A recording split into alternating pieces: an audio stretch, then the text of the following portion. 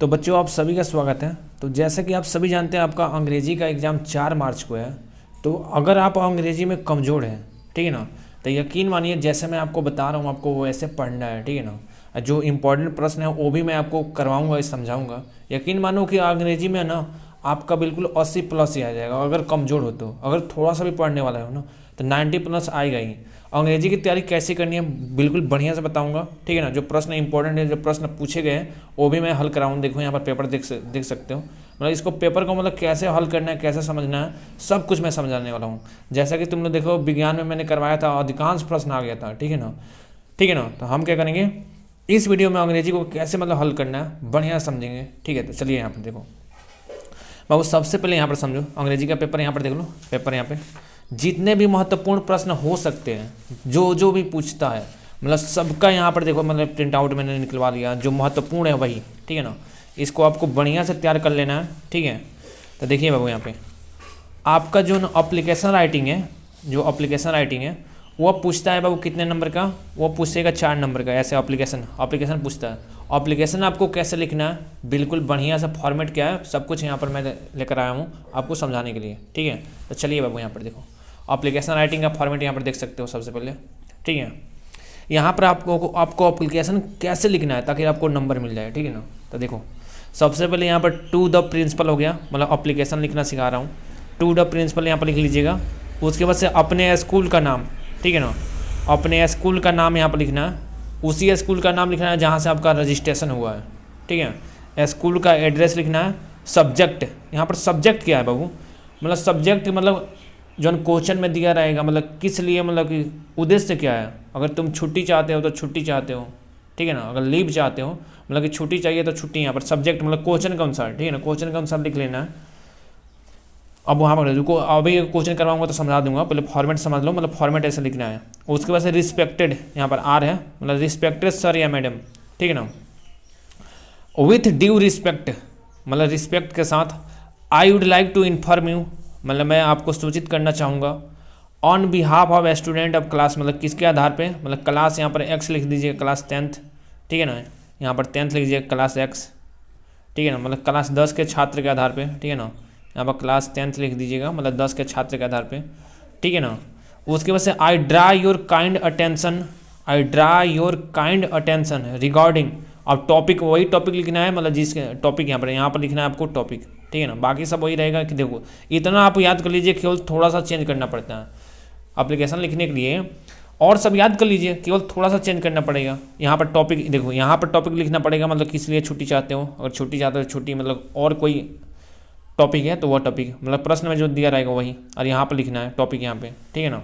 अब देखो यहाँ पे राइट सम सेंटेंस, मतलब कुछ वाक्य आपको लिखना है रिगार्डिंग टॉपिक, मतलब टॉपिक से संबंधित आपको कुछ वाक्य यहाँ पर लिखना पड़ेगा, ठीक है ना।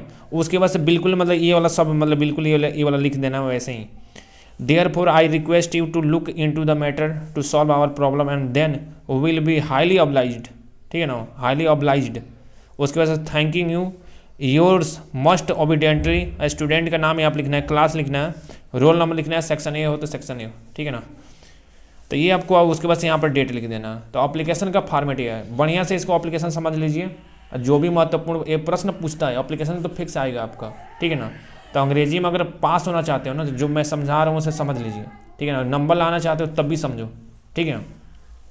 तो एप्लीकेशन आपका ऐसा हो जाएगा, ठीक है। तो चलिए और क्या, और देखो और जितने भी महत्वपूर्ण प्रश्न हो सकते हैं वो मैं प्रश्न आपको करवा रहा हूँ, ठीक है ना। देखो यहाँ पर अंग्रेजी का पेपर है, ठीक है। सबसे पहले यहाँ पर देखो, और ग्रामर वाला सेक्शन पहले निकालता हूँ, मतलब ग्रामर में क्या पूछता है, ठीक है ना। व्याकरण वाला जो आपका सेक्शन है, ठीक है, मतलब कैसे, मतलब आपको करना है। अगर अंग्रेजी में कमज़ोर हो तो कैसे आपको करना है। उसके बाद बाबू ये वाला देखो, ये वाला मतलब देखो इनडायरेक्ट ग्रामर है। ये जो महत्वपूर्ण प्रश्न है ना वह मैं लेकर आया हूँ आप लोगों के लिए केवल, ठीक है ना।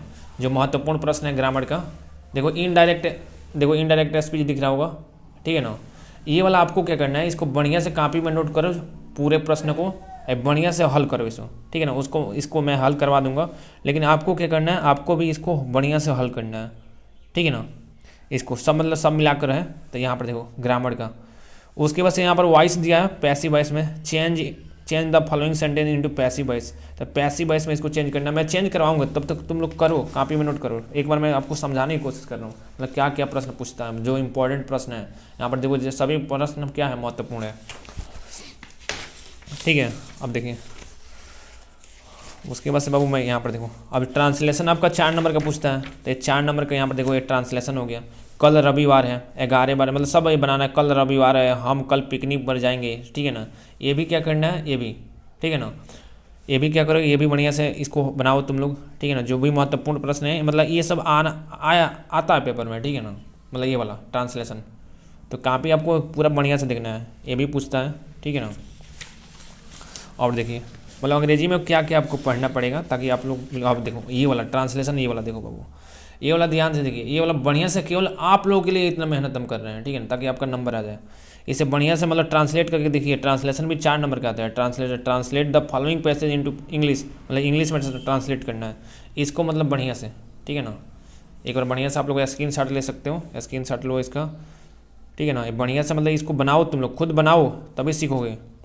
अगली वीडियो से मैं क्या करूँगा, सबको मतलब हल करवाऊंगा। 4 मार्च को पेपर है, ठीक है ना। बीच में 2 दिन मैं कहीं गया था इसलिए वीडियो नहीं बना पाया, ठीक है ना। जैसे साइंस में आपका पेपर लड़ा था, अधिकांश प्रश्न में करवाया था, आ गया था, गणित में भी आ गया था, ऐसे ही अंग्रेजी में भी आएगा, ठीक है ना। केवल आप लोग विश्वास करो। तो ये वाला ट्रांसलेशन आपको बनाना है। उसके बाद से बाबू यहाँ पर देखो, ये आपका पैसिव वॉइस वाला है, ये आपका इसका भी पैसिव वॉइस बनाना है। पैसिव वॉइस वाला प्रश्न है, पैसिव वॉइस इसका बनाना है। और पंक्चुएशन भी आता है ग्रामर में, तो ये पंक्चुएशन के लिए यहाँ पर जो महत्वपूर्ण प्रश्न हो सकता है आप लोगों के लिए, ठीक है ना, बोर्ड एग्जाम के लिए, तो पंक्चुएशन का ये महत्वपूर्ण प्रश्न है, आपको इसको भी बनाना है स्क्रीनशॉट लेकर, ठीक है। अब देखिए ये तो एप्लीकेशन अभी आपको बताया हूँ एप्लीकेशन कैसे लिखना है, ठीक है ना। ये तो एप्लीकेशन अभी आपको बताया हूँ, ठीक है। चलिए अब ग्रामर वाला पोर्शन निकालते हैं और आपको समझाते हैं, ठीक है। देखो अंग्रेजी में आप लोग ना डर जाते हो, डरो मत बिल्कुल, ठीक है ना। मेरा विश्वास करो, अंग्रेजी बहुत ही आसान है, लैंग्वेज सब्जेक्ट आसान होता है, ठीक है ना। इसको मतलब पैसेज को कैसे, मतलब इसको देखो, इसको पढ़कर मतलब कैसे हल किया जाता है, ये भी मैं आपको समझ, राइटिंग स्किल, ठीक है ना। अब देखो ये वाला प्रश्न है, ठीक है ना।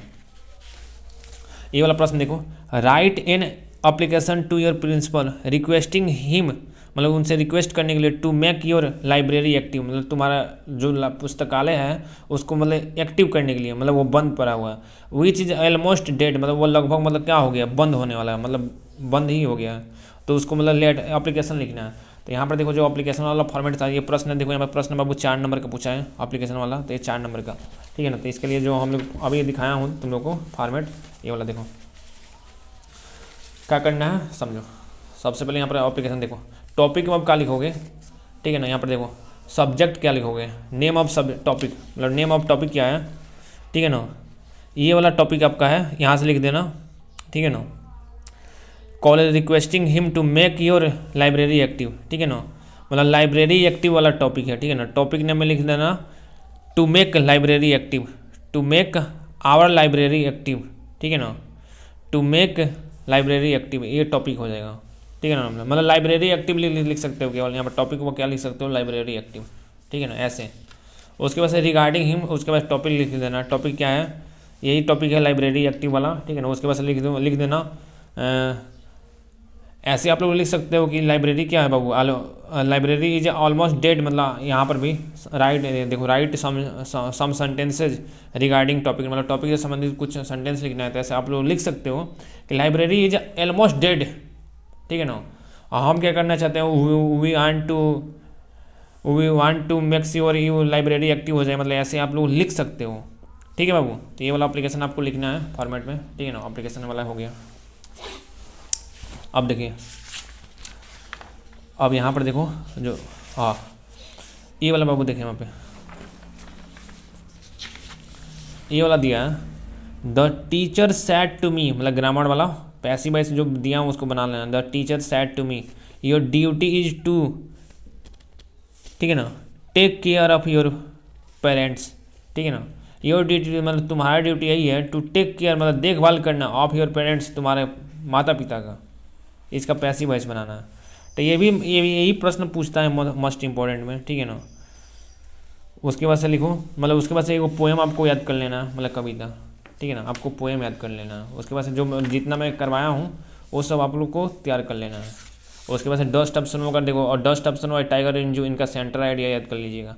उसके बाद से एक भोली वाला चैप्टर है, वो आप लोग पढ़ लीजिएगा, ठीक है ना। तो जितना भी प्रश्न अभी आपको दिया हूँ, ठीक है ना, उसको आप लोग क्या करिए, उसको हल कीजिए, ठीक है ना। उसको आपको क्या करना है, हल करना है। अगले वीडियो में क्या करूँगा, जितने भी महत्वपूर्ण प्रश्न है उसका मैं सॉल्यूशन कराऊंगा। पैसेज पढ़कर कैसे मतलब हल करना है, मतलब पैसेज को कैसे मतलब टैकल करना है, मतलब कैसे उसको पढ़कर हल करना है, ठीक है ना, उसको भी मैं सिखाऊंगा, ठीक है ना। जैसे यहाँ पर ये वाला देखो, यहाँ पर देखो पार्ट बी में यहाँ पर राइटिंग स्किल है, मतलब इसको पढ़ना है। तो देखो आपको इसको हल करने के लिए तरीका देखो, अगर आपको कुछ नहीं आता है ना तब भी आप कर सकते हैं, लेकिन कैसे कर सकते हैं समझिए। सबसे पहले आपको दो बार पढ़ना है, कम से कम 2 बार पढ़ना है, अधिक से अधिक 3 बार पढ़ सकते हो। लॉन्ग लॉन्ग एगो, ऐसे पढ़ो, there was a king in Greece, मतलब बहुत समय पहले की बात है, एक राजा था ग्रीस में, ठीक है ना। थोड़ा आपको हिंदी निकालना आता होगा तो आपको लोग बहुत आसानी से कर सकते हो। Long long ago there was a king in Greece, he had 3 lovely daughters, उसकी 3 बेटियाँ थी, ठीक है ना, उसके 3 बेटियाँ थी। First daughter was very beautiful, मतलब पहले की लड़की बहुत सुंदर थी ऐसे। Second daughter was more beautiful then first, मतलब दूसरी की लड़की पहली से भी बहुत ज़्यादा सुंदर थी, मोर ब्यूटीफुल ऐसे, ठीक है। But the third was the fairest of all, मतलब तीसरी ना वो दोनों में से सुंदर थी ऐसे। तो आपको ऐसे मतलब हिंदी निकाल कर पढ़ लेना है ताकि आसान हो जाए। She was the most beautiful girl in the world, मतलब वह सबसे ज़्यादा सुंदर थी इन द वर्ल्ड, मतलब दुनिया में। हर नेम वॉज यह मतलब नाम इतना दिया है, मतलब 2-3 बार आपको पढ़ लेना। उसके बाद से जो यहाँ पर दिया, how many daughters had the king of Greece have, मतलब कि ये बताओ अब किंग जो ग्रीस का किंग है उसकी कितनी लड़कियाँ थे, तो 3, तो इसका उत्तर 3 हो जाएगा। Who was the fairest of all, तो थर्ड थी, मतलब तीनों में से सबसे ज़्यादा सुंदर कौन थी, तो वो तीसरी लड़की थी। कौन थी, तीसरी लड़की। तो ऐसे आप लोग कर लीजिएगा, ठीक है। तो ये वाला इंग्लिश का जितने भी महत्वपूर्ण प्रश्न मैं आपको बताया हूँ, ठीक है ना, आपको क्या करना है, इसको मतलब हल करना है, स्क्रीनशॉट ले लियो, हल करना है। अगले वीडियो में मैं हल कराऊंगा, ठीक है ना। इंग्लिश में कोई नहीं फेल होता है, यकीन मानो, अगला वीडियो में करवाऊंगा। तब तक के लिए जय हिंद, बाय।